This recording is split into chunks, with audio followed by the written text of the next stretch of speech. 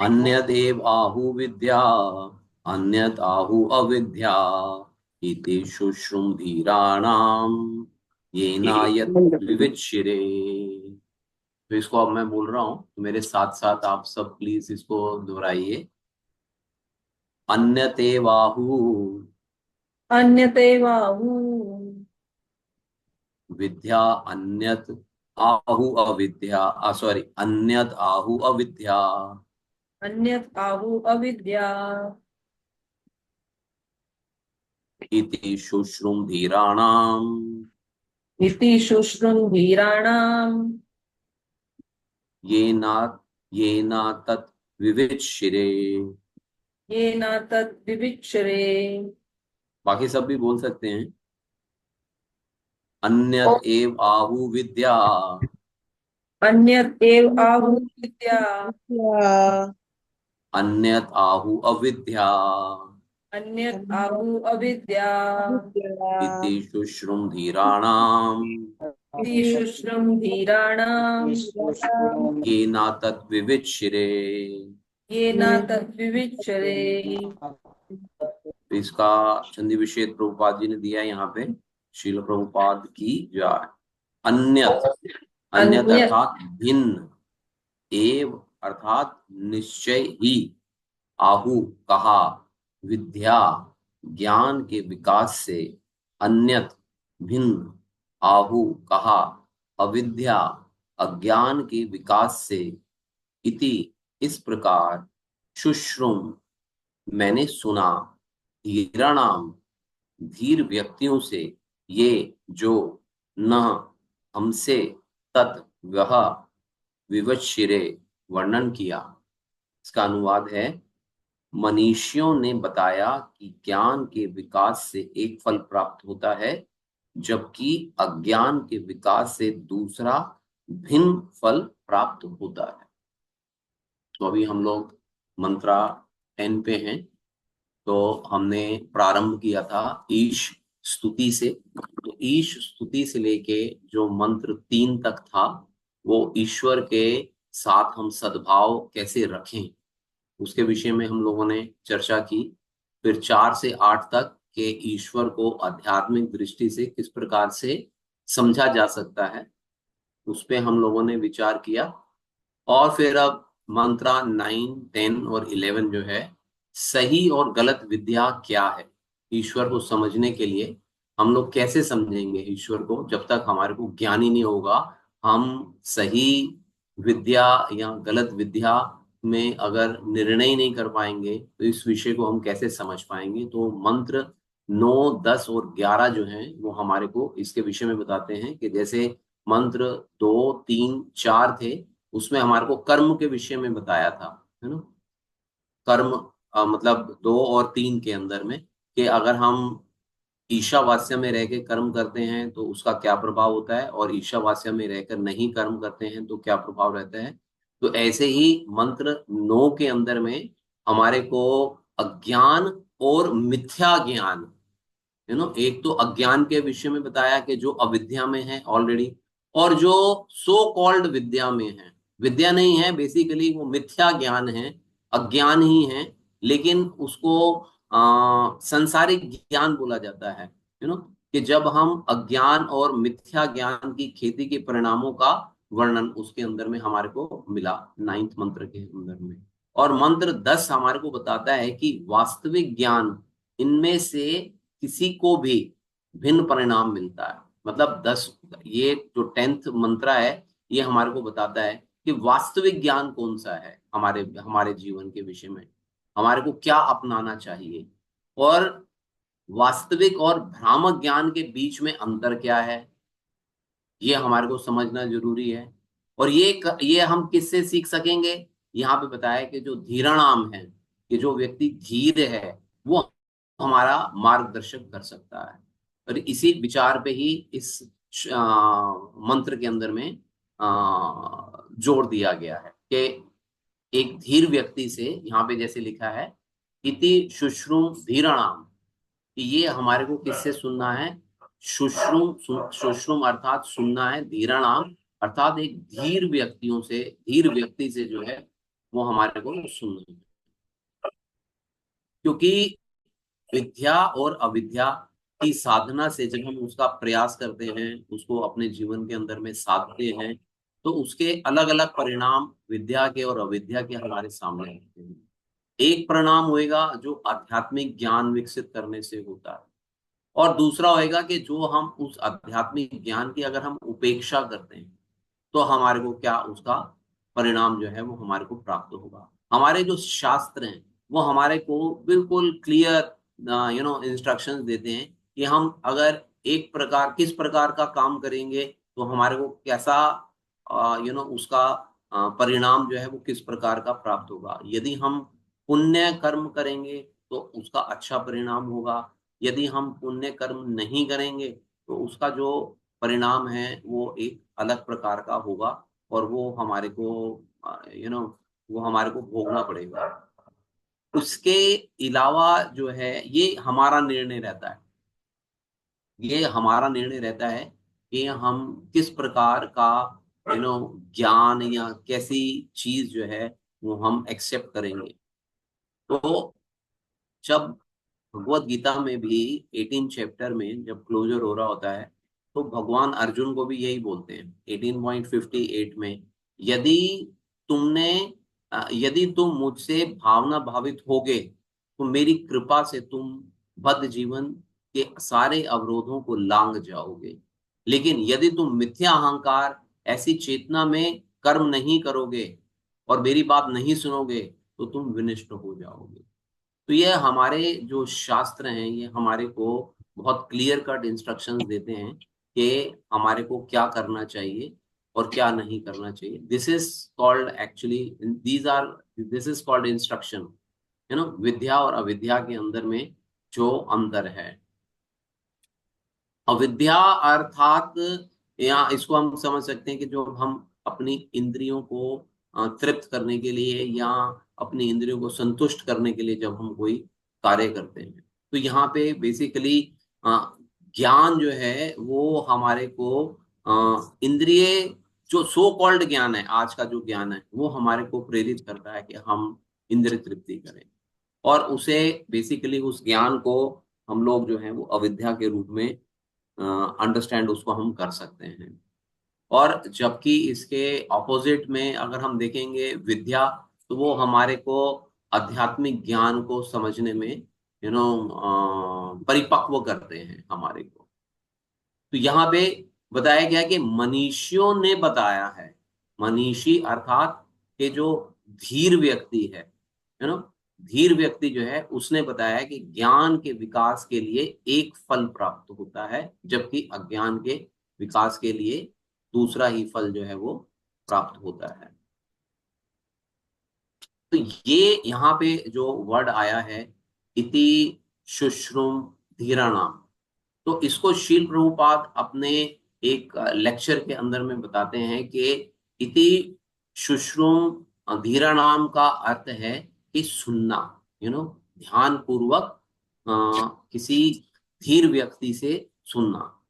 और बेसिकली ये जो हमारी गुरु शिष्य प्रणाली है, उसके अंदर में ही आता है कि हमारे को अपने गुरु से जो है वो सुनना चाहिए।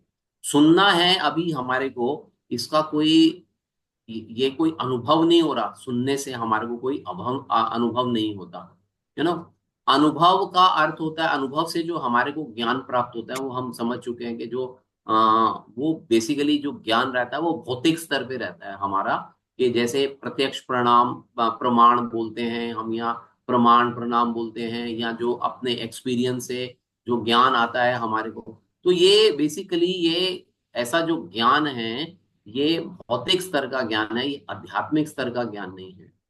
जो आध्यात्मिक स्तर का ज्ञान है उसको हम लोग जैसे बताया, हमने पहले भी सुना कि श्रुति के नाम से जाना जाता है, कि हम सुनकर उसको गुरु के द्वारा उसको सुनकर हम उसको प्राप्त करते हैं, है ना।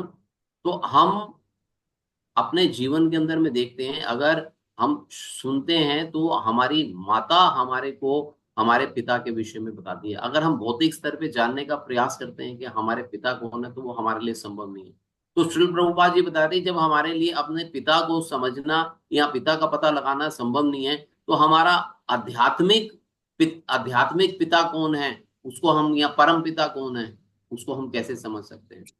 किसी उसको हम किसी भौतिक ज्ञान के द्वारा नहीं जान सकते, उसको हम किसी धीर व्यक्ति के धीर व्यक्ति से सुनकर ही उसको समझ सकते हैं।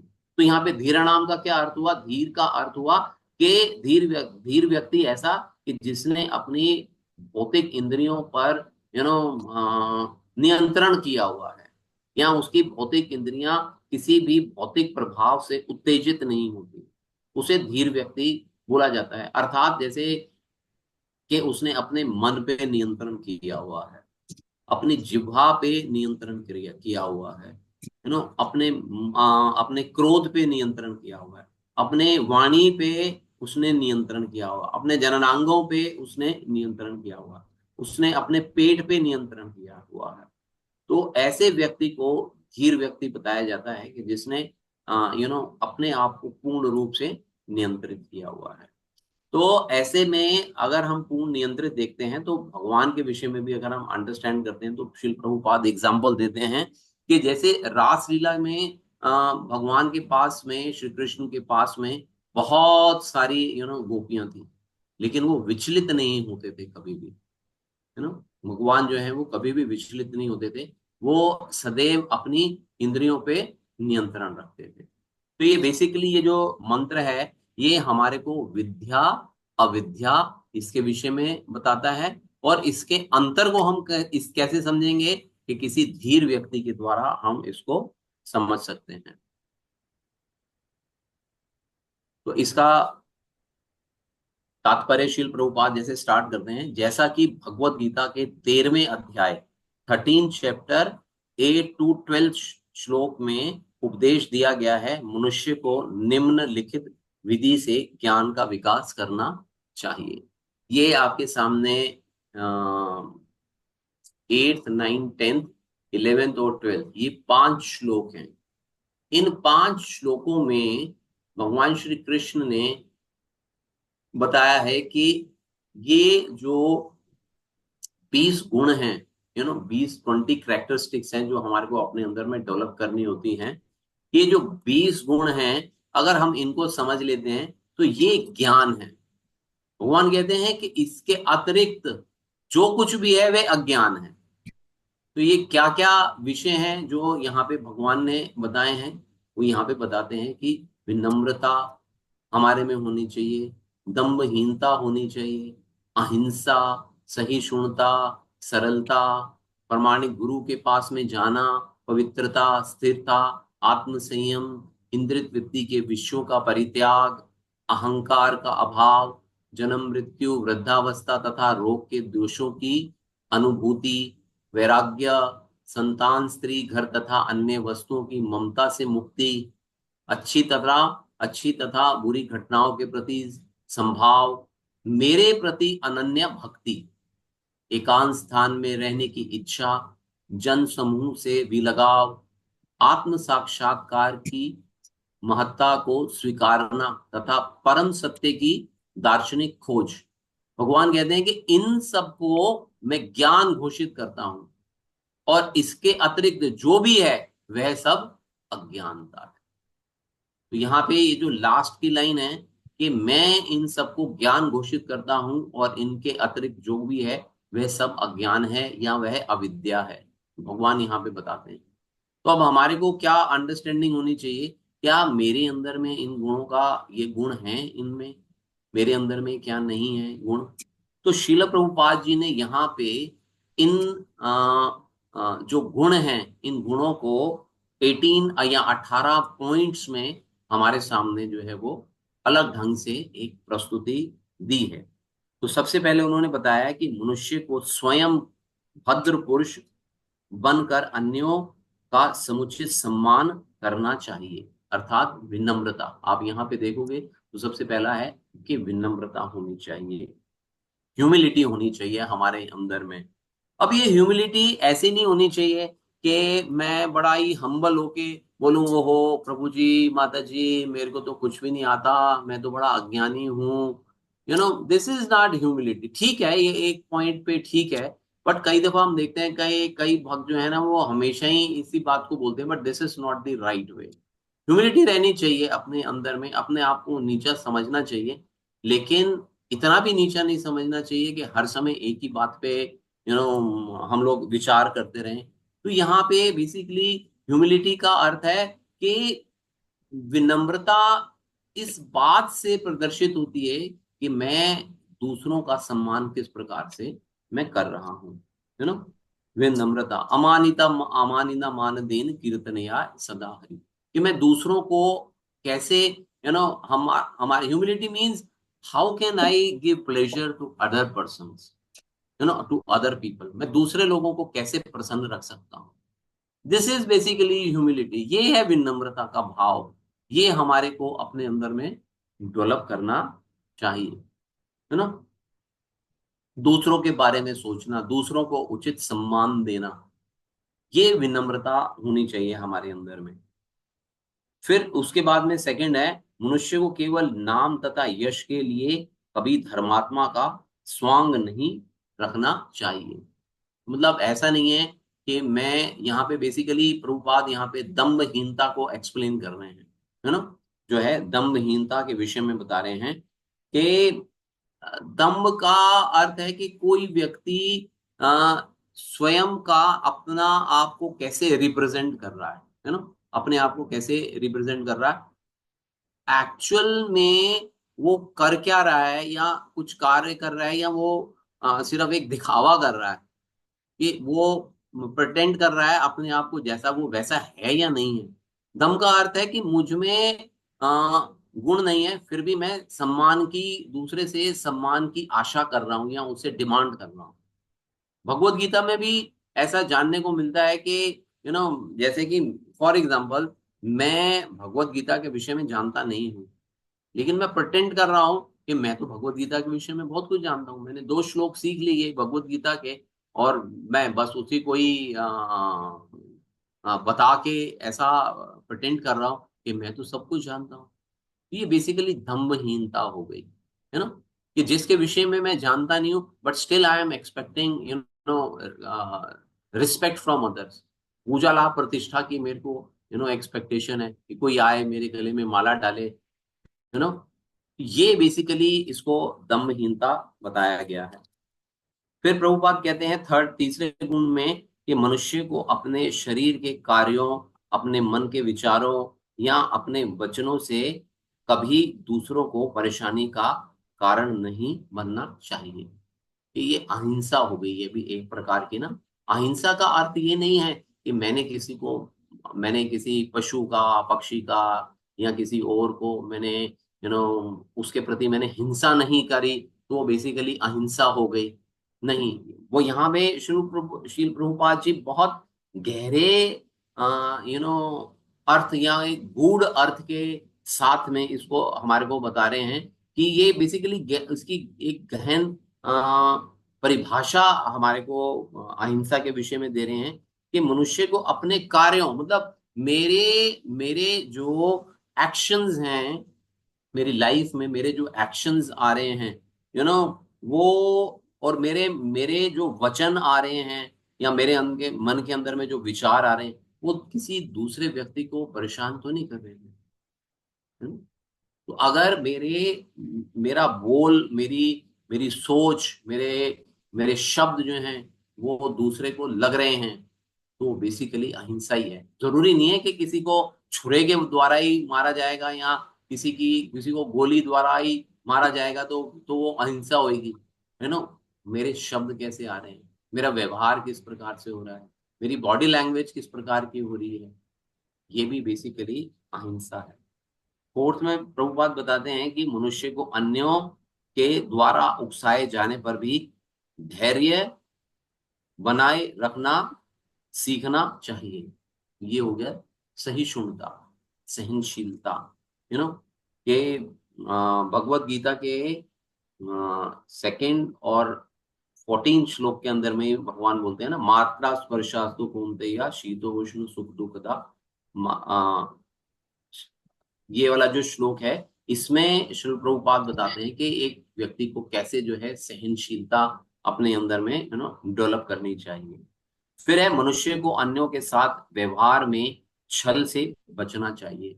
सरलता होनी चाहिए हमारे जीवन के अंदर में ना, कि एक बहुत सरल स्वभाव से हम चीजों को प्रिटेंड करें। ये ना हो कि मैं दिखावा कर रहा हूँ, दम्भहीनता नहीं चाहिए, सरलता चाहिए, सिंप्लिसिटी चाहिए।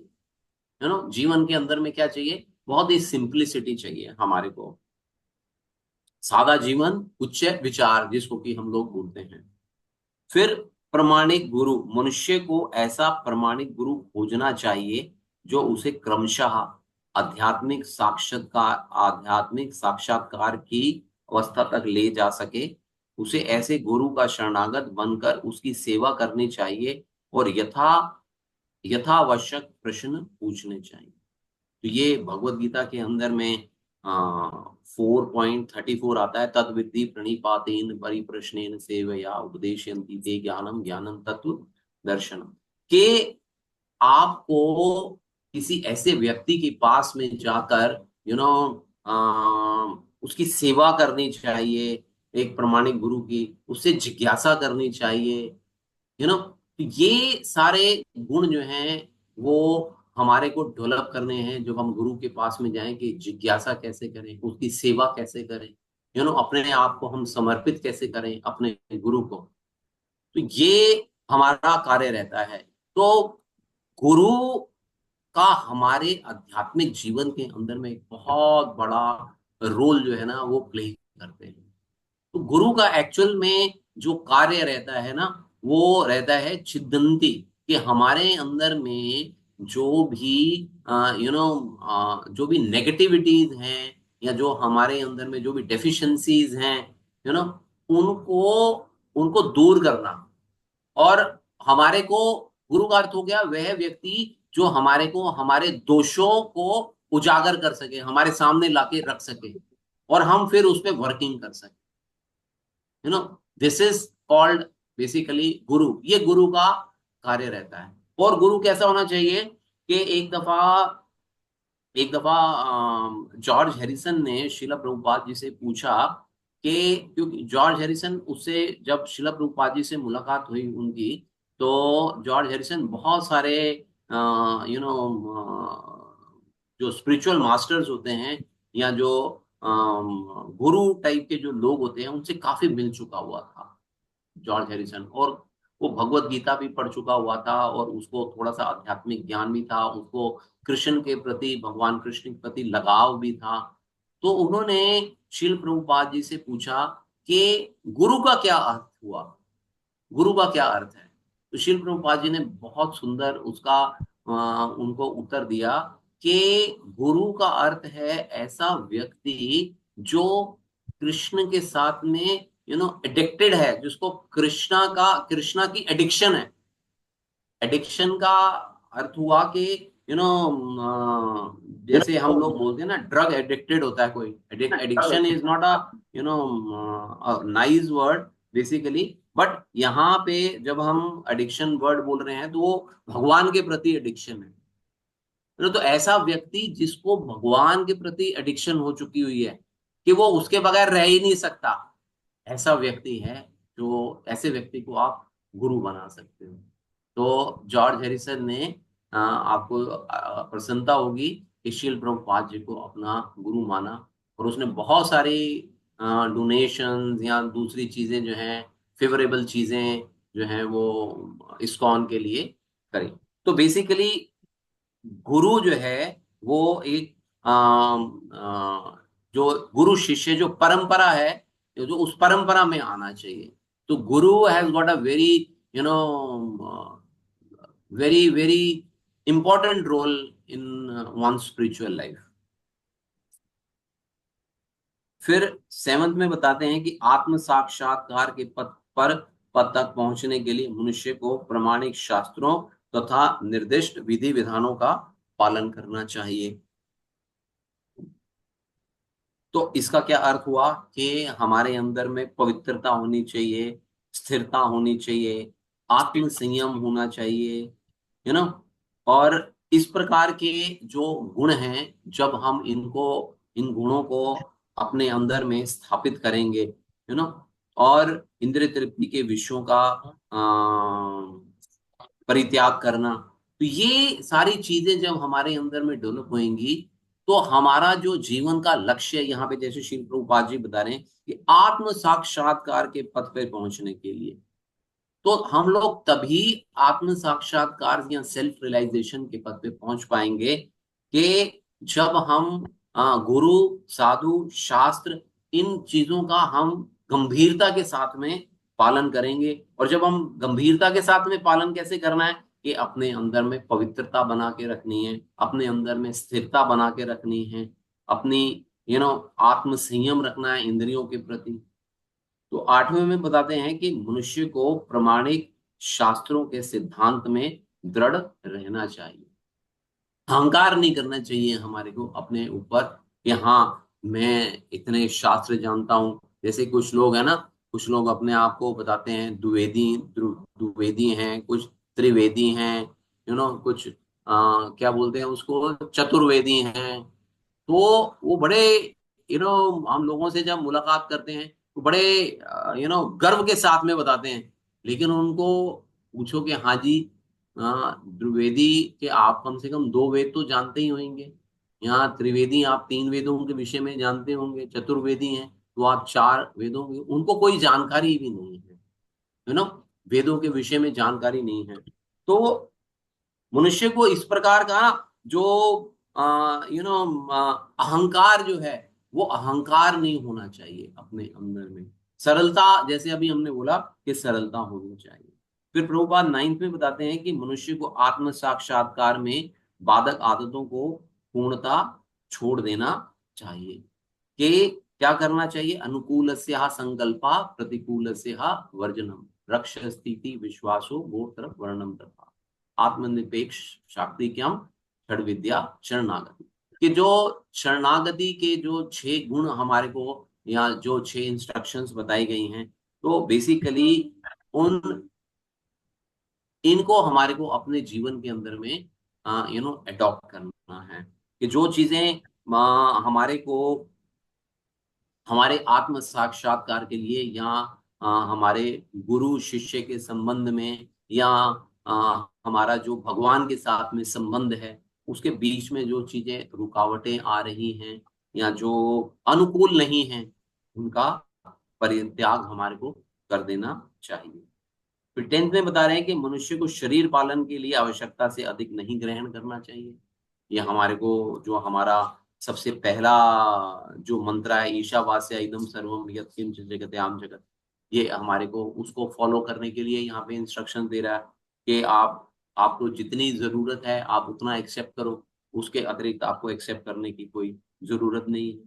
फिर 11th में बताते हैं कि मनुष्य को ना तो स्थूल देह को अपना स्व मानना चाहिए, ना ही शरीर से संबंधित लोगों को अपना मानना चाहिए। तो ये जो इंस्ट्रक्शन है ये बहुत ही भक्तों के जीवन में बहुत ही, या किसी के भी जीवन में बड़ी चैलेंजिंग सिचुएशंस रहती हैं कि मनुष्य को ना तो स्थूल देह को अपना स्व मानना चाहिए। ये एक दफा संभव हो जाता है, व्यक्ति मान लेता है कि हाँ जी मैं शरीर नहीं हूं, मैं आत्मा हूं।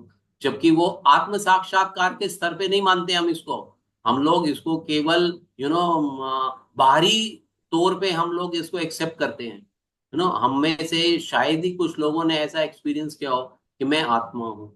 हम लोग अपने आप को हमेशा शरीर के स्तर पे मानते हैं। लेकिन चलो एक दफा को हम मान तो लेते हैं कि हाँ जी मैं आत्मा नहीं हूँ, मैं शरीर के स्तर पे हूँ मैं, लेकिन मेरा जो असली रूप है या जो मेरा असली मेरी पहचान है, मेरी आइडेंटिटी है, that is just like a soul. वो आत्मा आत्मा है। लेकिन उसके आगे क्या है कि इस शरीर से संबंधित लोगों को अपना, ना ही इस शरीर से संबंधित लोगों को अपना मानना चाहिए। यहाँ पे आके समस्या जो है ना वो प्रारंभ हो जाती है किसी भी व्यक्ति या भक्त के जीवन के अंदर में। Because we are so much attach to our bodies and our relationships. तो उनसे बाहर निकलना बहुत ही कठिन हो जाता है। अभी जैसे आज क्या नाम है प्रभु जी का, उन्होंने आज एक बड़ी अच्छी हमारे भक्ति वृक्षा ग्रुप के अंदर में एक स्टोरी डाली है रघु दुलार प्रभु जी ने एक बड़ी अच्छी स्टोरी डाली है।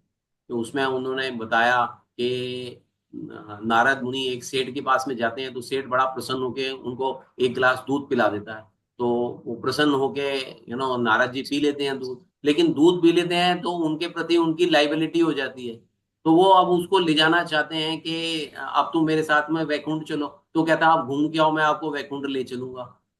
तो वो नारद जी आते हैं, उसको बोलते हैं वैकुंठ चलो। वो कह रहे नहीं, अभी बच्चे छोटे हैं, बच्चे थोड़े बड़े हो जाएं फिर चलता हूँ। फिर 2 4 5 साल में आते हैं, नारद जी कहते हैं चलो अब चलें। वो कह रहे नहीं, अभी बच्चे तो बड़े हो गए हैं, लेकिन अभी इनकी शादी करनी है।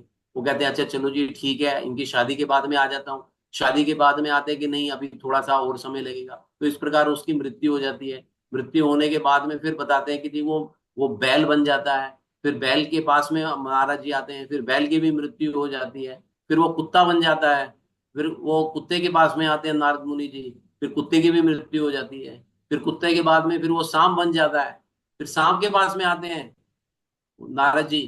वो सांप को भी, सांप भी बोलता है कि नहीं, अभी ये तो मैं उनकी तिजोरी में मैं बैठा हुआ हूँ, तिजोरी पे बैठा हूँ, रक्षा कर रहा हूँ। वो फिर उनके बच्चों को बोलते हैं कि भैया इसको उठाओ, इसके सर पे चोट मत मारना, लेकिन इसको इतना मारना कि इसको उठा के बाहर निकाल दो। तो उसके बच्चे उसको, सांप को उठाते हैं, बहुत मारते हैं उसको। और फिर नारद जी उसके पास में आते हैं कि हाँ जी अभी क्या विचार है। कहता हाँ अब मैं चलता हूँ आपके साथ। तो यहाँ पे कहने का अर्थ ये है कि we are so much attach to our families, to our wealth, to our bank balance, to our property. तो उससे उसको छोड़ पाना जो होता है ना, वो बहुत कठिन विषय हो जाता है किसी भी जीव के लिए। तो यहाँ पे बता रहे हैं 11th में, मनुष्य को ना तो स्थूल देह को अपना स्व मानना चाहिए और ना ही शरीर से संबंधित लोगों को अपना मानना चाहिए। ऐसे ही एक भागवतम में भी स्टोरी आती है राजा चित्रकेतु की, कि जहां पे वो 1 करोड़ रानियों के साथ में विवाह करता है, किस लिए? पुत्र की कामना के लिए, है ना। तो यहाँ पे क्या है कि वैराग्य, संतान, घर, अन्य वस्तुओं के से ममता से मुक्ति जो यहाँ पे बताया गया है। फिर क्या है, 12th में बताते हैं मनुष्य को सदैव स्मरण रखना चाहिए कि जब तक उनके पास भौतिक शरीर है, तब तक उसे जन्म, मृत्यु, जरा, व्याधि को भोगना पड़ेगा। देह के इन कष्टों से छुटकारा पाने के लिए योजनाएं बनाने का कोई लाभ नहीं है। सर्वोच्च मार्ग यही है कि उस साधन की खोज की जाए जिससे आध्यात्मिक स्वरूप पुनः प्राप्त हो सके। तो जैसे अभी हम लोग जैसे डिस्कस कर ही रहे हैं कि इन रिलेशनशिप से बाहर आना बहुत कठिन हो जाता है। और हमारे को बेसिकली क्या है कि हम दूसरे हर प्रकार का ज्ञान जो है वो हम अर्जित कर लेते हैं, लेकिन ये जो आध्यात्मिक ज्ञान है इसको हम अर्जित नहीं कर पाते।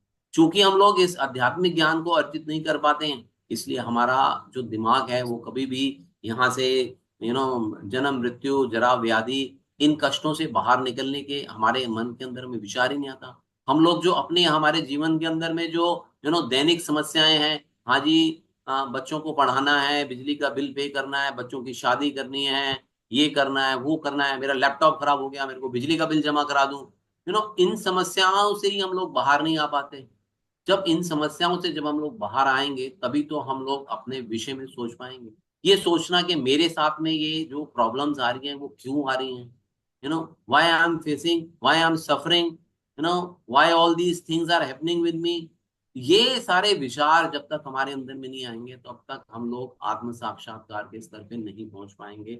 और ना ही हम इस विषय पे चर्चा कर पाएंगे कि कि मेरे को ये जन्म, मृत्यु, जरा, व्याधि के चक्र से मैं किस प्रकार से बाहर निकल पाऊंगा अपने जीवन के अंदर में। क्या मैं इस जीवन में निकल पाऊंगा, या मेरे को और आगे जैसे सेठ जी ने कई जन्म लिए, या इस तरह मैं भी तो नहीं फंस जाऊंगा।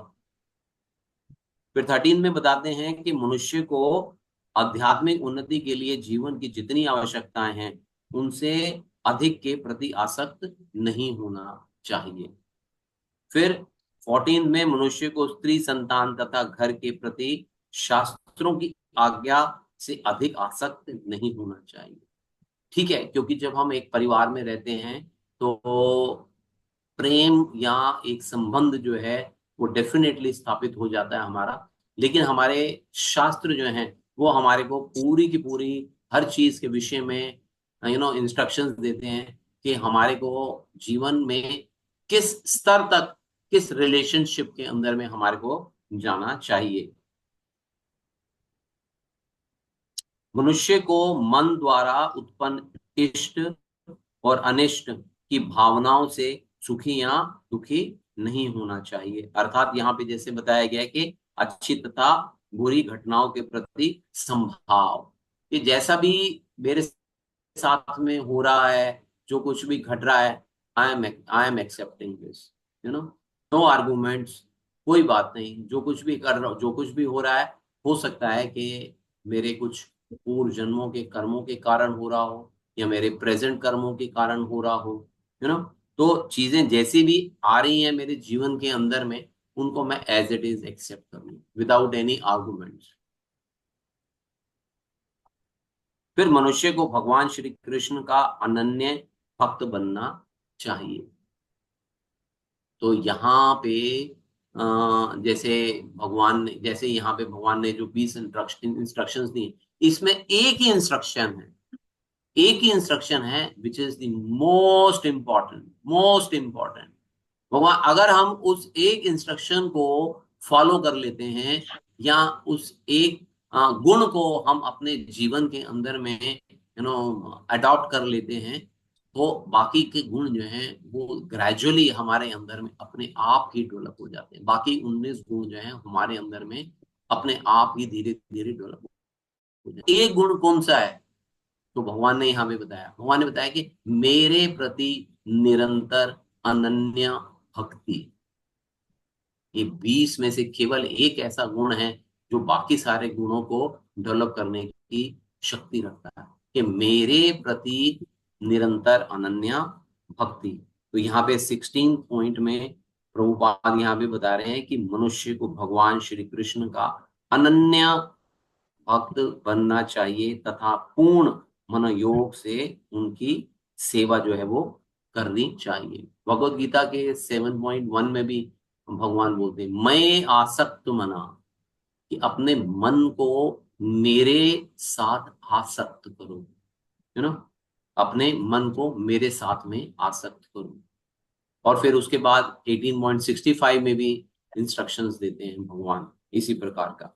17th में प्रभुपाद बताते हैं कि मनुष्य को शांत वातावरण में किसी ऐसे निर्जन स्थान में रहने की रुचि करनी चाहिए जो आध्यात्मिक अभ्यास के लिए हो, और जहां अभक्तों का प्राधान्य ना हो, उस स्थानों से उसे बचना चाहिए। अर्थात यहाँ पे जैसे 20 गुणों में बताया गया कि एकांत स्थान में रहने की इच्छा, यू नो, ये हमारे को, ये एक ऐसा गुण है जो, यहाँ पे एकांत का अर्थ ये नहीं है कि आप अकेले जाके हिमालय में चले जाओ और वहां पे जाके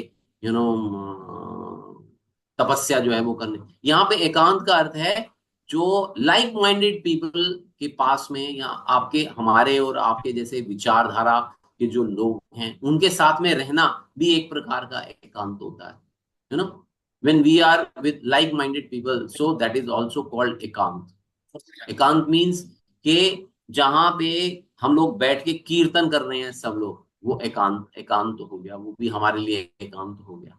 हम भगवान के विषय में चर्चा सुन रहे हैं, उनकी कथाएं सुन रहे हैं, उनके गुणगान कर रहे हैं, उनके, हम लोग धाम में बैठे हुए हैं, तो ये सारा का सारी चीजें जो है वो एकांत के अंदर में आ जाती हैं। तो और फिर क्या बता रहे हैं लास्ट में, कि मनुष्य को विज्ञान या दार्शनिक बनना चाहिए, और आध्यात्मिक ज्ञान के विषय में शोध करनी चाहिए, और यह मानना चाहिए कि आध्यात्मिक ज्ञान स्थायी है, जबकि भौतिक ज्ञान शरीर की मृत्यु के साथ ही समाप्त हो जाता है। तो इसमें इन 20 गुणों के अंदर में जो ये गुण आ जाता है कि परम सत्य की दार्शनिक खोज। कि अब परम सत्य की दार्शनिक खोज किस प्रकार से कर सकते हैं, यहाँ पे जैसे श्री प्रभुपाद कह रहे हैं कि मनुष्य को वैज्ञानिक या दार्शनिक बनना चाहिए। वैज्ञानिक शब्द क्यों बोला यहाँ पे तो हम लोग वैज्ञानिकों के बारे में तो हम लोग भी ऑलवेज कंडेम, क्योंकि वो लोग जो होते हैं वो नास्तिक होते हैं। तो यहाँ पे बता रहे हैं वैज्ञानिक मीन्स विज्ञानिक का अर्थ या दार्शनिक का अर्थ यहाँ पे इंटेलेक्चुअल का अर्थ हो गया कि जो लोग तर्क कर सकते हैं, जो लोग उसका विश्लेषण कर सकते हैं, एनालिसिस कर सकते हैं जिस चीज का, वो है बेसिकली तो यहाँ पे हमारे को क्या बताने को बोल रहे हैं कि हम चीजों को ऐसे ही ना एक्सेप्ट कर लें सिंपलिसिटी के अंदर में, हाँ जी बहुत सरल हो जैसा बताया, नहीं, उसको आप उसको उसको आप एनालाइज करो चीजों को, उसको एक एक जिसको कि हम लोग मनन मनन जिसको कि हम लोग बोलते हैं ना, है ना, श्रवण मनन और निधि ध्यासन। तो जैसे मनन में हम लोग क्या करते हैं कि मनन में हम लोग चीजों को एनालाइज करते हैं कि हाँ जी ये चीज कैसे है, लाइक 360 डिग्री पे उसको एनालाइज करना पड़ता है हमारे हम अगर को हम उसको करते हैं कि ये क्या बताना चाह रहे हैं यहाँ पे, क्या कहना चाह रहे हैं यहाँ पे, मेरी क्या समझ है, मेरी कैसे अंडरस्टैंडिंग है। तो ऐसे हमारे को वैज्ञानिक और दार्शनिक बनना चाहिए और आध्यात्मिक ज्ञान के विषय में शोध करनी चाहिए। हमारे को आध्यात्मिक ज्ञान के विषय में शोध करना है, ये है बेसिकली। इसलिए हमारे को जो इंटेलेक्चुअल बनना है या साइंटिस्ट काइंड की माइंडसेट होना चाहिए। इसके लिए क्या शोध करने के लिए, आध्यात्मिक ज्ञान का शोध करने के लिए ऐसा हमारे अंदर में भाव होना चाहिए और मानना चाहिए कि आध्यात्मिक ज्ञान स्थायी है, क्योंकि भौतिक ज्ञान जो है वो स्थायी नहीं है, वो हमारे साथ में सदैव हमारे साथ में रहने वाला नहीं है। जो आध्यात्मिक ज्ञान है वो हमारे साथ में सदैव रहने वाला है। भगवत गीता के 6 चैप्टर के जो लास्ट के जो कुछ श्लोकास हैं उसमें भगवान बताते हैं जब आप पुण्य कर्म करके स्वर्ग लोक में चले जाओगे और आपके पुण्यों की प्राप्ति हो जाएगी, पुण्य को आप प्राप्त कर लोगे, पुण्य को आप भोग लोगे, then again you have to come back to this अर्थ।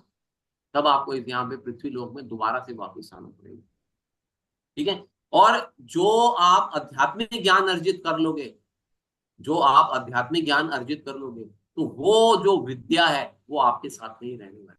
ये भौतिक ज्ञान जो है यहाँ पे आके फिर आपको दोबारा से एबीसी से ही शुरू करना पड़ेगा।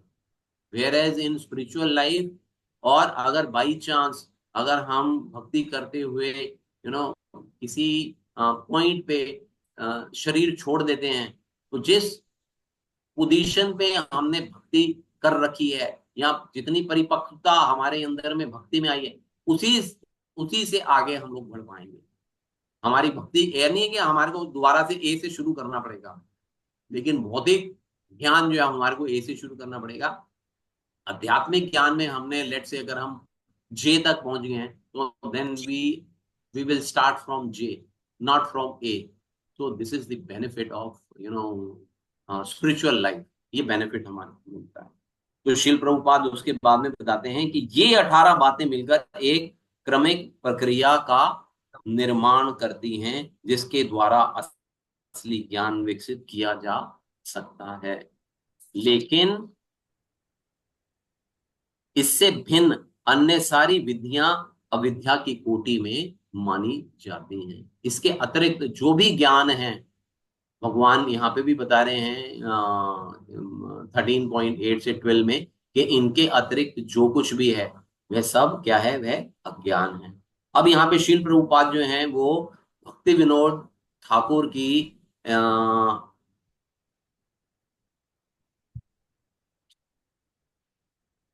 यहाँ पे मैं जस्ट एक छोटा सा ये दिखा देता हूँ, ये बनाया हुआ था। ये हमारा जो शरीर है, ये 24 तत्वों का ये शरीर जो है वो हमारा बना हुआ है।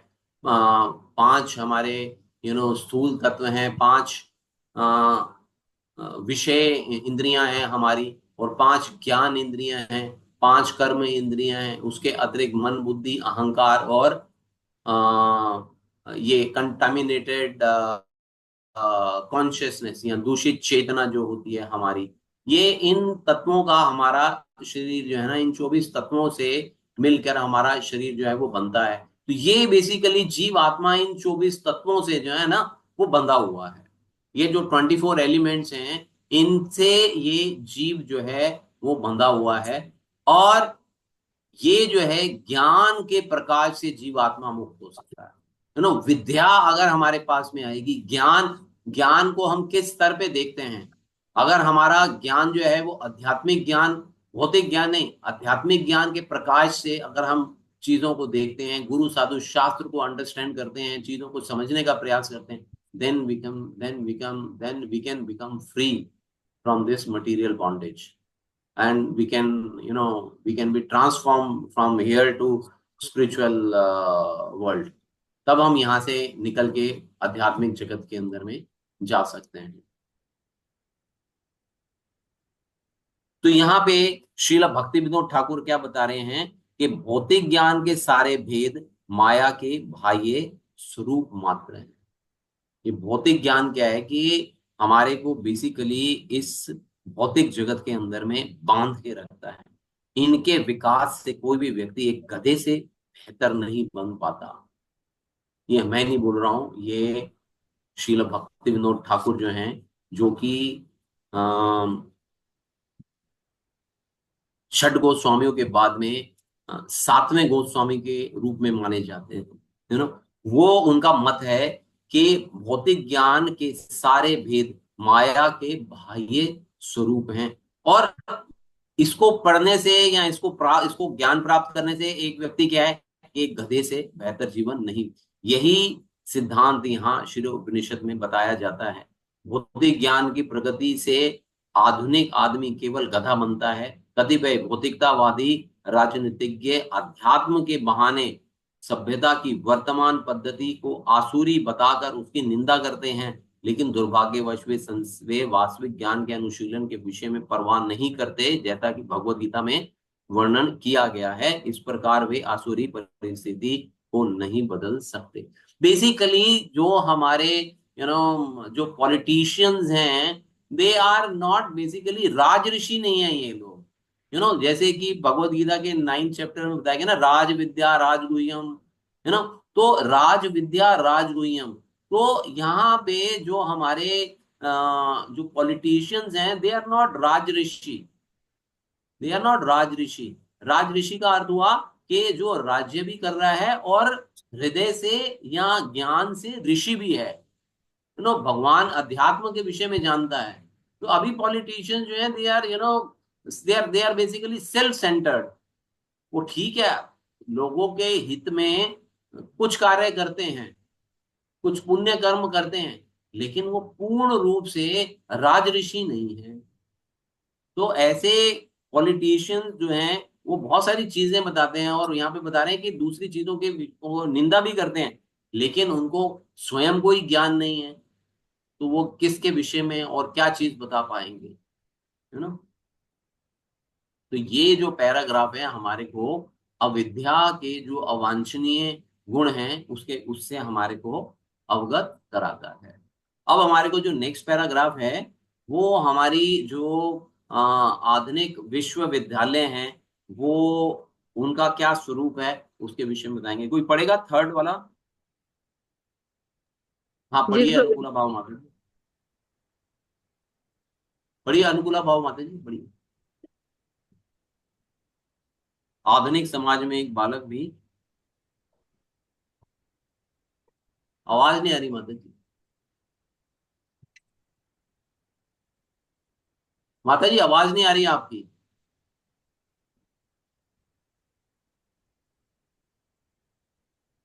हरे कृष्णा प्रभु।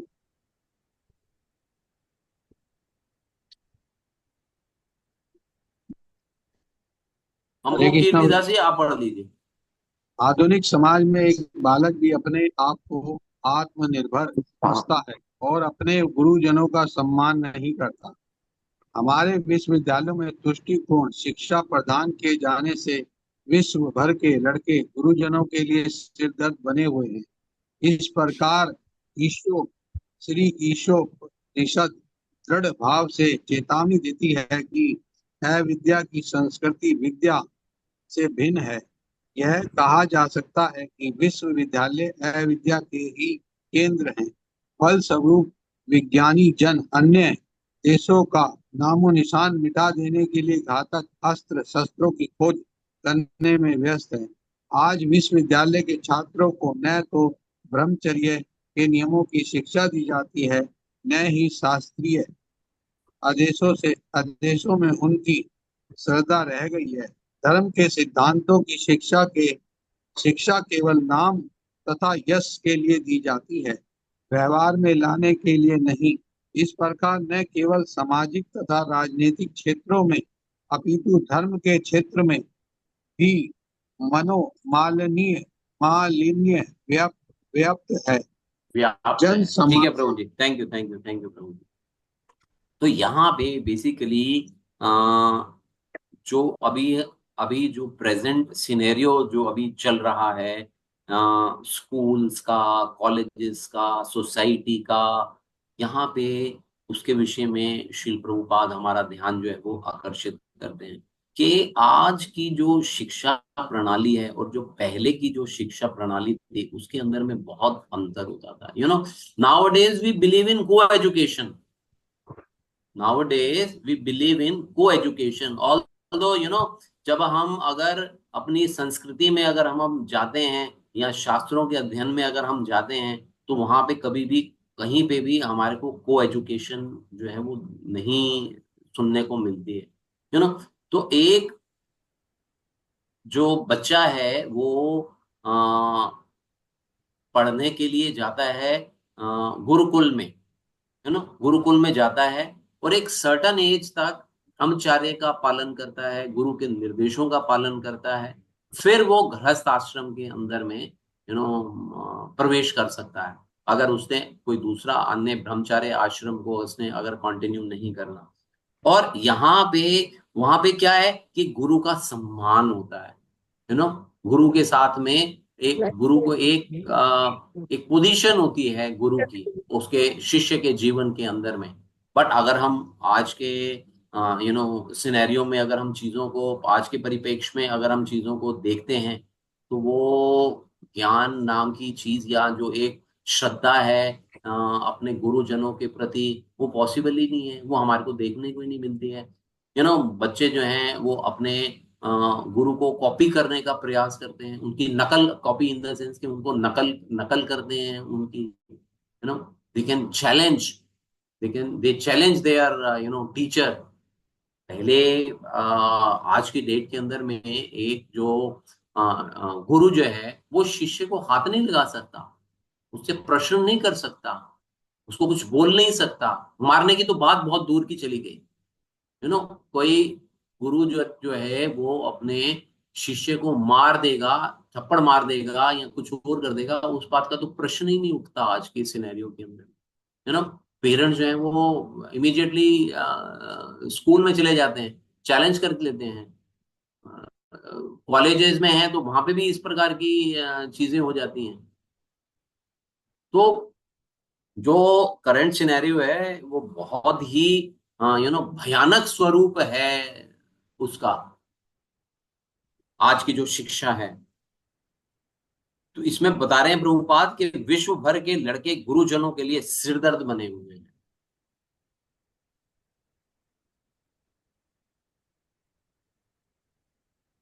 तो इस प्रकार का the kind of values we can say they are cultivating from this education is very dangerous, is very very dangerous।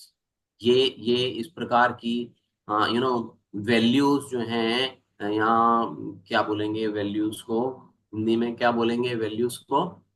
मूल्य मूल्य हाँ, मूल्य बोलते हैं। मूल्य। इस प्रकार के जो मूल्य हम लोग अपने जीवन के अंदर में अगर एक्चुअली क्या होता है कि ये सारी चीजें हमारे को हमारी फैमिली से मिलती है। ये जो वैल्यू सिस्टम होता है या एक जो कल्चर होता है, हमारे आसपास का जो कल्चर है वो हमारे को हमारे घर से और हमारी संस्कार बोलते हैं, सोसाइटी। संस्कार। हाँ, संस्कार, संस्कार, ये संस्कार इज द राइट वर्ड। जो जो हमारे को जो हमारे संस्कार होते हैं वो हमारे को हमारे घर से, हमारे समाज से वो हमारे को प्राप्त होते हैं। तो वही संस्कार लेके हम अपने बच्चों को अपने स्कूल में भेजते हैं, है ना, और फिर वहां से भी वो कुछ संस्कार ग्रहण करते हैं। वो स्वयं से स्वयं उनके अपने स्वयं के संस्कार हैं, और जैसे उनके जैसे समाज के संस्कार हैं ऐसे दूसरे बच्चों के संस्कार हैं, तो वो वैसा ही दूसरे बच्चों से सीखते हैं, है ना। तो पहले हम अगर जो शास्त्रों का अगर हम अध्ययन करते हैं तो उसमें उसमें ऐसा नहीं होता कि जो शिष्यगण हैं, वो किसी नशे में इन्वॉल्व हैं, या किसी प्रकार के अनैतिक संबंधों में इन्वॉल्व हैं, या किसी और प्रकार के किसी वृत्तियों में इन्वॉल्व हैं। नहीं, ऐसा हमारे को हमारे शास्त्रों से या दूसरे ग्रंथों से ऐसा सुनने को नहीं मिलता है हमारे को। लेकिन अभी हम करंट सिनेरियो के अंदर में देखते हैं कि ये जो स्थिति है, तो ये बेसिकली ये जो ज्ञान हम अर्जित भी कर रहे हैं, तो इस ज्ञान को अर्जित करके हम कहाँ पहुंचना चाह रहे हैं, क्या करना चाह रहे हैं। तो ये बेसिकली यहाँ पे प्रभुपाद बता रहे हैं कि सारा का सारा जो है ये ज्ञान जो है वो अविद्या है। ये सारा ज्ञान जो भी हम प्राप्त करें, क्योंकि एक्चुअली क्या है कि विद्या का अर्थ है परिवर्तन। विद्या का अर्थ है परिवर्तन। अगर विद्या को ग्रहण करने के बाद में अगर हमारे जीवन के अंदर में कोई परिवर्तन ही नहीं आ रहा है, तो जो शिक्षा हमारे को हमारे अंदर में परिवर्तन नहीं लाके आ रही है, वो बेसिकली वो शिक्षा अविद्या ही है बेसिकली।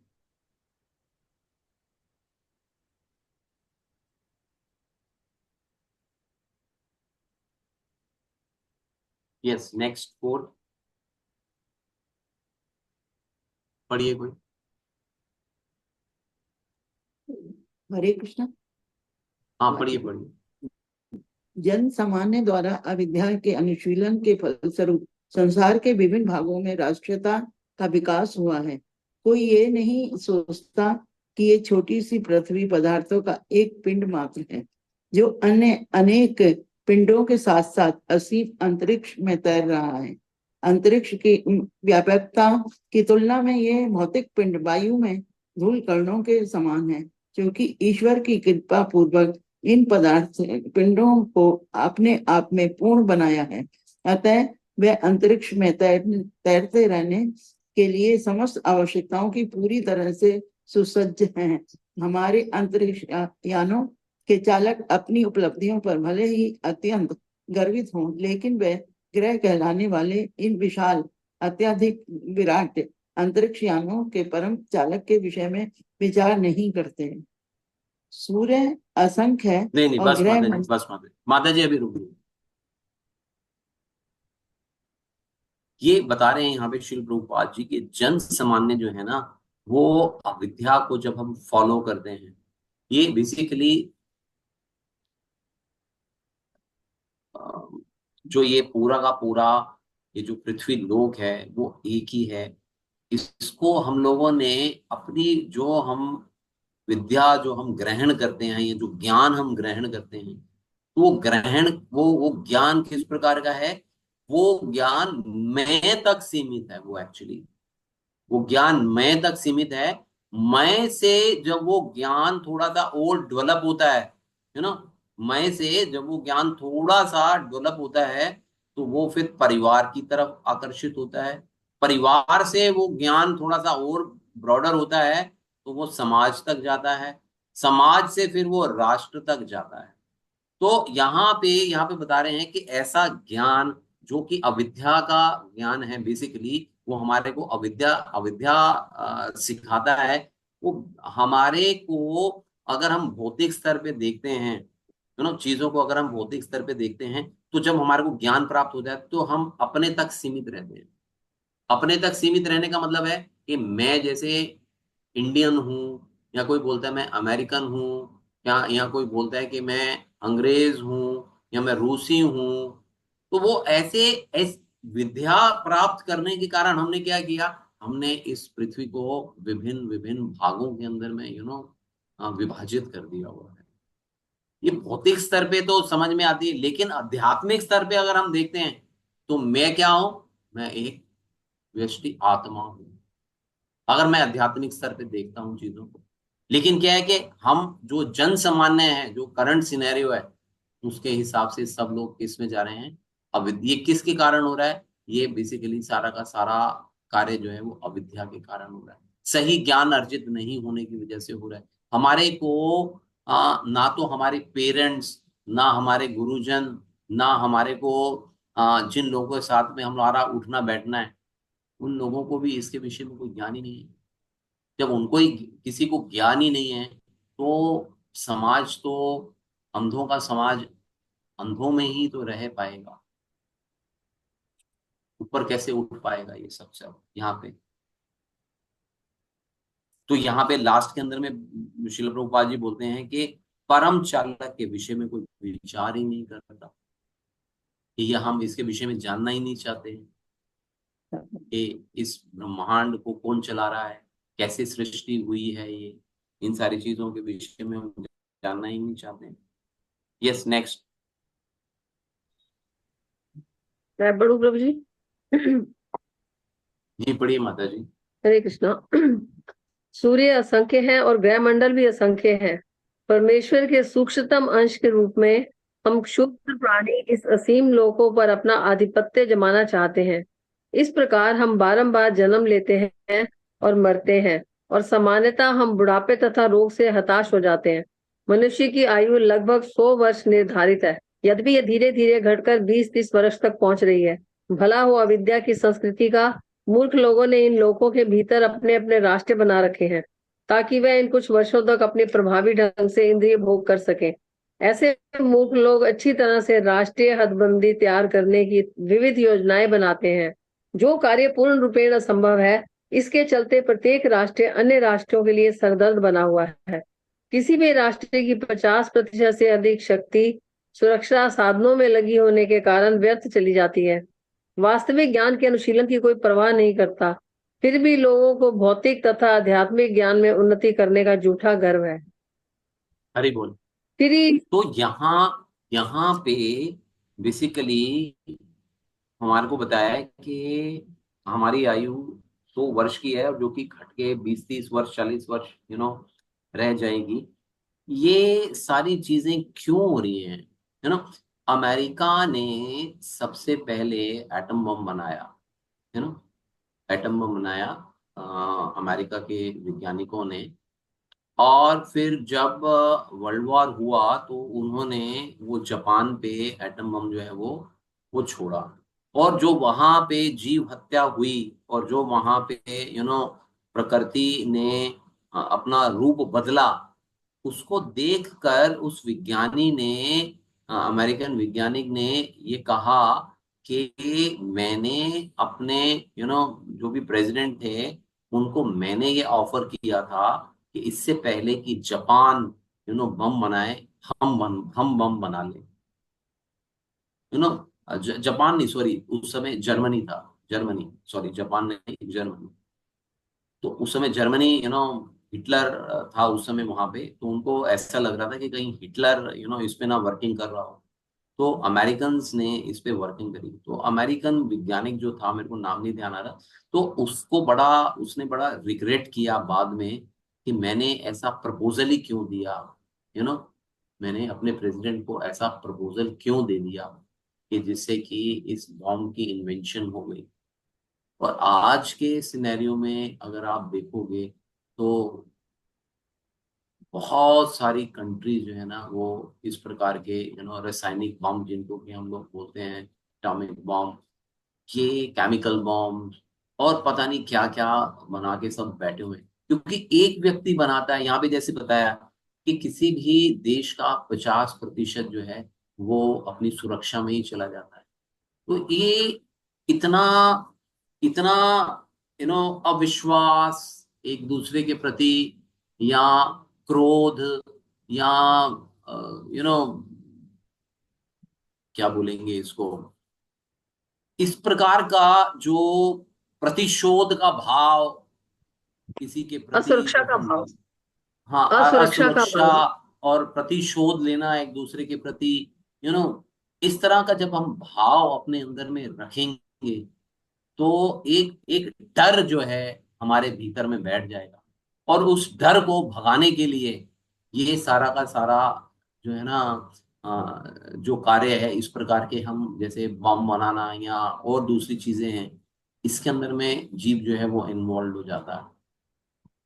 तो जैसे मैं अभी उसका अमेरिकन साइंटिस्ट का मैं एग्जांपल दे रहा था, तो उसने क्या किया कि उसके बाद में उसने उसको उसको ड्रॉप कर दिया, अपनी पोजीशंस को उसने छोड़ दिया। लेकिन उसने जैसे ही अपनी पोजीशन छोड़ी, किसी और ने उसको अडॉप्ट कर ली, उस पोजीशन को किसी और ने अडॉप्ट कर लिया। क्योंकि जो जो अज्ञान है, जो अविद्या है, वो हमेशा ही कोई ना कोई कैरी करता ही रहता है उसको। अगर एक व्यक्ति को ज्ञान आता है तो दूसरा व्यक्ति, अज्ञानी व्यक्ति उस अज्ञान को आगे बढ़ाने के लिए आगे बढ़ाने के लिए तुरंत खड़ा रहता है। तो बेसिकली यहाँ पे बताया गया है कि कहाँ पे थे,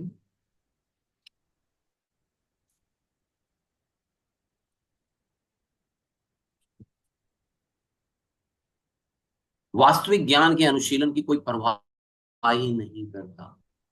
वास्तविक ज्ञान क्या है कि हमारे को, जैसे भगवत गीता का ज्ञान है, इसके विषय में, या भागवतम के अंदर में इतना ज्ञान है, इसके विषय में कोई चर्चा करने कोई तैयार नहीं है आज के दिन में। यस। अब नेक्स्ट में क्या है कि 6, 7, 8 में किस प्रकार इस दोषपूर्ण या अविद्या से बाहर हम निकल सकते हैं, इसके विषय में श्रील प्रभुपाद चर्चा करते हैं। पढ़िएगा कोई। हरे कृष्णा। हाँ जी, पढ़िए। श्री ईश्वर निषद इस प्रकार की दोषपूर्ण शिक्षा से हमें सचेत करती है और भगवत गीता असली ज्ञान के विकास हेतु उपदेश देती है। इस मंत्र में इस बात का संकेत किया गया है कि विद्या का उपदेश किसी धीर व्यक्ति से लेना चाहिए। धीर वह है जो भौतिक मोह से विचलित नहीं होता। पूर्ण रूपेण आध्यात्मिक साक्षात्कार किए बिना कोई भी व्यक्ति अविचल नहीं रह सकता। साक्षात्कार होने पर वह न तो किसी वस्तु के लिए कांक्षा करता है, न शोक ही करता है। धीर व्यक्ति समझ जाता है कि भौतिक संपर्क से भाग्यवश उसने जो भौतिक देह तथा मन प्राप्त किए हैं वे सब बाहरी तत्व हैं। अतएव यह मात्र इस बुरे सौदे का अच्छा उपयोग करता है। जैसा भगवत गीता में बताया गया ना, ब्रह्मभूत प्रसन्न आत्मा न सोचती न कांक्षती, कि जब आत्म साक्षात्कार का स्तर पे जब व्यक्ति पहुंचता है, ब्रह्मभूत अवस्था जिसको कि हम लोग बोलते हैं, ब्रह्मभूत अवस्था पर जब व्यक्ति जो है वो पहुंचता है, तभी वह इन सब चीजों से ऊपर उठ सकता है। और आध्यात्मिक साक्षात्कार तभी प्राप्त होता है जब व्यक्ति के अंदर में ब्रह्मभूत प्रसन्न आत्मा वाला जो भाव है वो जागृत होता है। अन्यथा ये चीज संभव नहीं है किसी के जीवन में भी कि आत्म साक्षात्कार जो है या सेल्फ रियलाइजेशन का जो जो चीजें हैं वो हमारे अंदर में आ सके। तो बेसिकली क्या है कि जैसे बता सकते कि धीर व्यक्ति समझ जाता है, धीर व्यक्ति समझ जाता है कि भौतिक संपर्क से भाग्यवश उसने जो भौतिक देह तथा मन प्राप्त किए हैं वे सब बाहरी तत्व। ये है एक्चुअल में ज्ञान जो है ना, या विद्या जिसको कि हम लोग बोलते हैं, वो this is what is called विद्या। के धीर व्यक्ति समझ जाता है कि भौतिक संपर्क से भाग्यवश उसने जो, भाग्य से बोल रहे हैं यहाँ पे, दुर्भाग्य से नहीं बोल रहे हैं।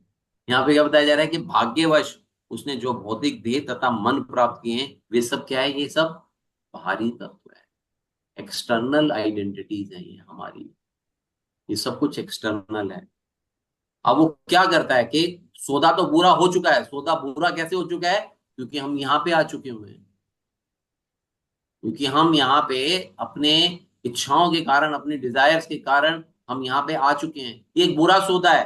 तो अब वो क्या कह रहा है कि ऐसा आत्म साक्षात करके मात्र इस बुरे सौदे का अच्छा उपयोग कर सकता है।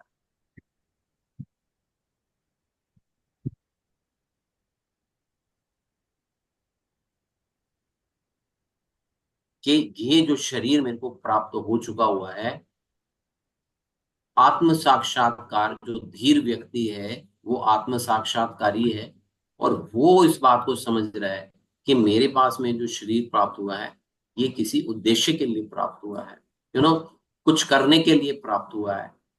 तो अब मैं, this is a basically getting body is a bad bargain. तो उस बैड बार्गेन को गुड बार्गेन में कैसे बदलना है, ये तीन व्यक्ति हमारा समझा सकता है कैसे कर सकता है? क्योंकि उसने आत्म साक्षात्कार किए। जैसे उसमें बताते हैं 4.34 में, तद विद्धि प्रणिपातेन परिप्रश्नेन सेवया उपदेशयन्ति ते ज्ञानम ज्ञानम तत्व दर्शना। तत्व दर्शना, उसने धीर व्यक्ति जो है या जो गुरुजन है, उसने तत्व दर्शन, तत्व दर्शन के तत्व का दर्शन किया है, या परम सत्य का दर्शन किया है, या भगवान के विषय में जानता है, या भगवान का दर्शन किया है, ऐसा व्यक्ति हमारी हेल्प कर सकता है। जो व्यक्ति स्वयं एक कुएं के अंदर में गिरा हुआ है, अंधकार में है, वो व्यक्ति हमारी कैसे मदद करेगा? यह व्यक्ति हमारी मदद नहीं कर सकता। जो स्वयं बंधा हुआ है, 7th चैप्टर के भगवत गीता में भगवान एक श्लोक में बताते हैं, प्रभुपाद उसके तात्पर्य में बताते हैं कि जो व्यक्ति स्वयं बंधा हुआ है वो दूसरे की मदद कैसे कर सकता है? बंधे हुए व्यक्ति की मदद केवल वही व्यक्ति कर सकता है जो स्वयं खुला हुआ है, जो स्वयं बंधनों से मुक्त है। तो धीर व्यक्ति, गुरुजन, साधु, शास्त्र, ये हमारी मदद कर सकते हैं। ये हमारे को अविद्या और विद्या के अंतर को बता सकते हैं। ये हमारे को बैड बार्गेन को कैसे हम गुड बार्गेन के अंदर में कन्वर्ट करें, ये हमारे को ज्ञान दे सकते हैं, इसके विषय में हमारे को बता सकते हैं। Yes, next.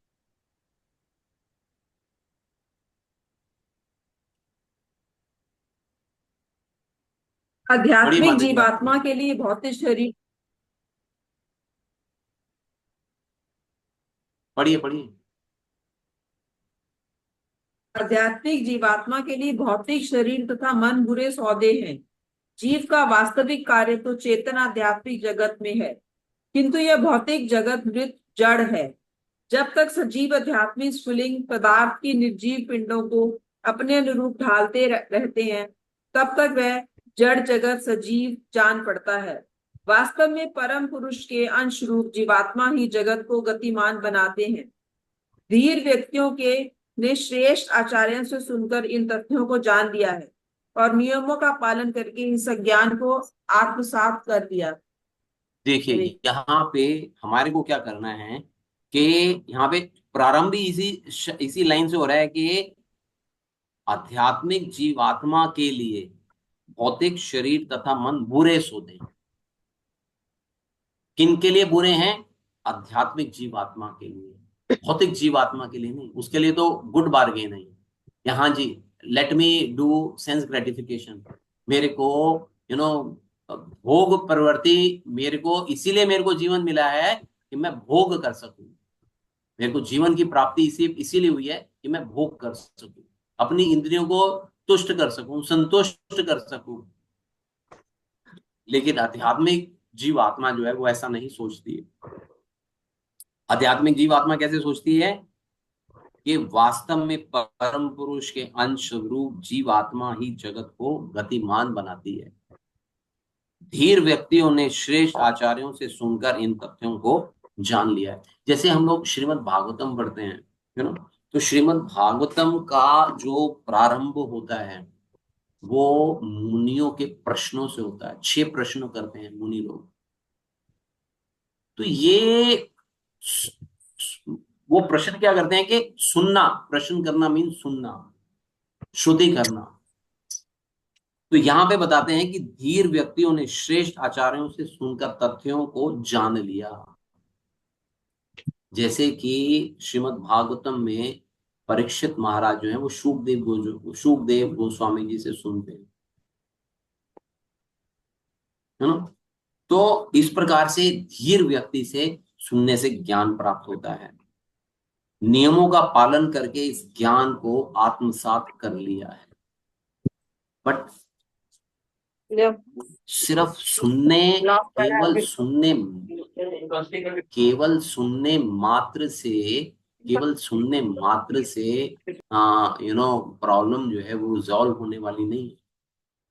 और हम ऐसे तो हम लोग भी कितने समय से इन क्लासेस को अटेंड कर रहे हैं, तो हो गए हम आत्मसात हो चुके हैं क्या?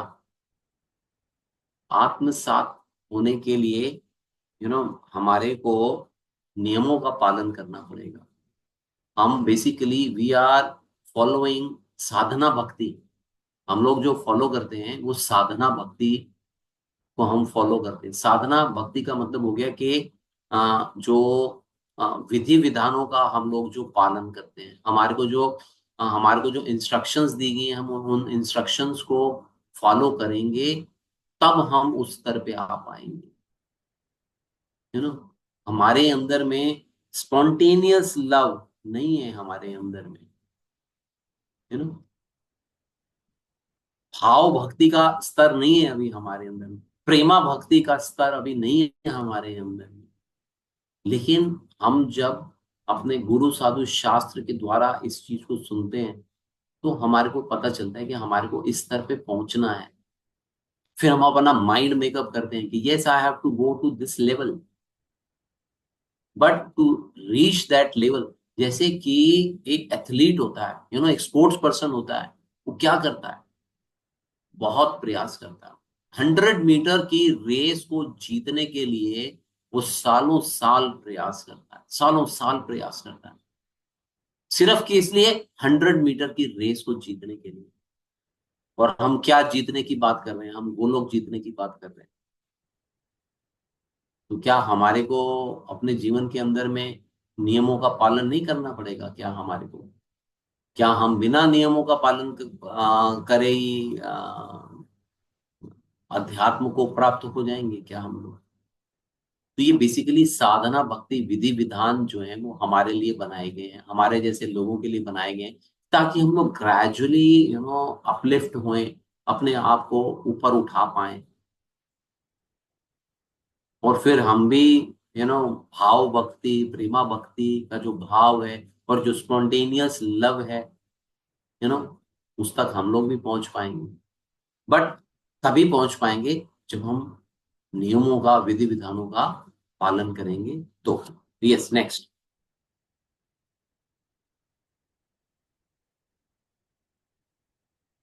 हरी बोल, पढ़िए कोई।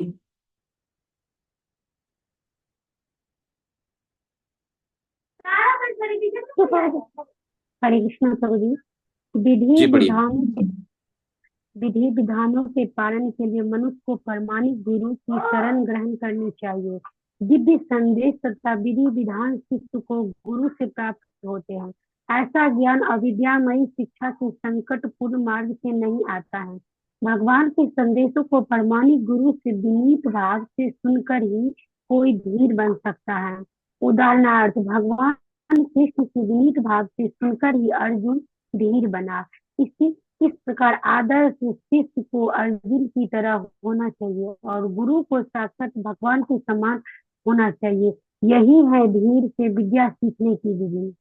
अधीर जब हरि बोल माता जी, सुनिए। भगवत गीता प्रारंभ हुई थी अर्जुन के अज्ञानता के साथ में हुई थी। अर्जुन का अपने लोगों के प्रति जो यू नो जो लगाव था या जो अटैचमेंट थी, उससे प्रारंभ हुई थी भगवत गीता। और फिर जब भगवत गीता 18 चैप्टर तक हम लोग जब पहुंच जाते हैं, तब भगवान जो है अर्जुन को पूरी भगवत गीता सुना देते हैं। उसके बाद भगवान उसको बोलते हैं कि मैंने अपनी बात पूरी कर ली है, क्या तुमने ध्यान पूर्वक इसे सुना? मैंने जो कहा, भगवान बोलते हैं ना कि क्या अर्जुन, मैंने जो कहा तुमने उसको ध्यान पूर्वक सुना? अब आप अपना निर्णय लो, अब जो आप सही जानो वो करो। तो बेसिकली हम जब ज्ञान प्राप्त करते हैं, तो उसके साथ साथ जैसे भगवत गीता के 10.8 में भगवान बोलते हैं ना, अहम सर्वस्य प्रभवो मतः सर्वम प्रवर्तते इति मत्वा भुजन्ते मां बुधा भाव समन्विता, के जो लोग मेरी भक्ति में अनंत अनंत भक्ति में लगे रहते हैं, उन्हें मैं ज्ञान प्रदान करता हूँ, भगवान बताते हैं। तो ऐसे ज्ञान के द्वारा हम जो है अपना मार्ग स्थित कर सकते हैं, प्रोवाइडेड हमारे को किसी धीर व्यक्ति के पास या किसी प्रमाणिक गुरु को हमारे को फॉलो करना पड़ेगा। जैसे कि यहाँ पे बताया कि भगवान कृष्ण से विनीत भाव से सुनकर ही अर्जुन धीर बना। हाउ वी कैन बिकम धीर, हाउ वी कैन बिकम धीर, we have to follow the instructions of our guru, then we can also become धीर। श्रील प्रभुपाद बोलते थे कि आप इसी जन्म में भगवत धाम प्राप्त कर सकते हो, आप इसी जन्म में भगवत धाम प्राप्त कर सकते हो, श्रील प्रभुपाद जी ने बताया। Provided we need to follow the instructions। yes, last। अधीर, जिसने जिसने धीर का प्रशिक्षण नहीं किया, कभी शिक्षा देने वाला आगुआ नहीं बन सकता। आधुनिक राजनीतिक जो अपने को धीर सिखाने का स्वांग भरते हैं, वास्तव में अधीर हैं और उसमें पूर्ण ज्ञान की आशा नहीं की जा सकती है।